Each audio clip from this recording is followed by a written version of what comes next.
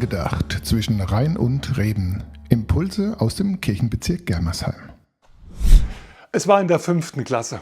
Unser Kunstlehrer hat uns den Auftrag gegeben, aus Papier ein Gebäude zu entwerfen. Ich habe zu Hause überlegt und gedacht und habe mich für eine Kirche entschieden. Jetzt ist bildnerisches Gestalten wirklich nicht meins. Also habe ich angefangen zu kleistern und zu kleben und aufzubauen und es wurde immer schlimmer, der Klebstoff an den Fingern auf dem weißen Papier. Es sah furchtbar aus. Nach 2 Stunden habe ich wutentbrannt mit der Faust auf den Tisch gehauen. Das ganze Gebilde fiel herunter und lag, völlig zerstört am Boden. In dem Moment kommt meine Oma rein. Sie sieht mein Elend, mein Leid. Sie fragt, "Bu, was ist denn los? Junge, was ist denn?" Und ich erzähle es ihr und erkläre es ihr.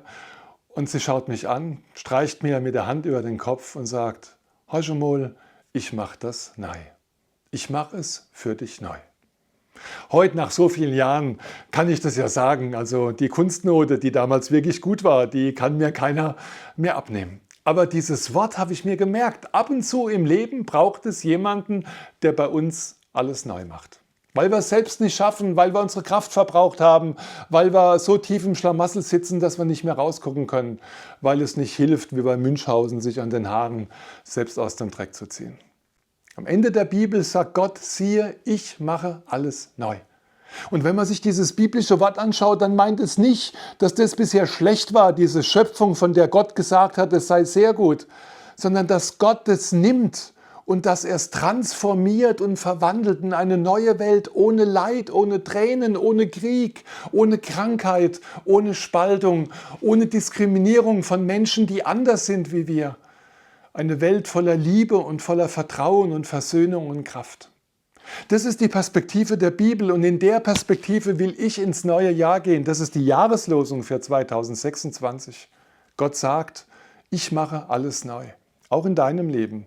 Auch da, wo du keine Kraft mehr hast, auch da, wo es bei dir zerbrochen ist. Manchmal dauert es, manchmal ist es zäh und schwer, aber das Versprechen Gottes gilt auch dir. Ich mache alles neu. Lasst uns doch so in das neue Jahr gehen, unter diesem Wort und mit dieser Zuversicht und mit dem Mut anzupacken. Gott spricht, siehe, ich mache alles neu.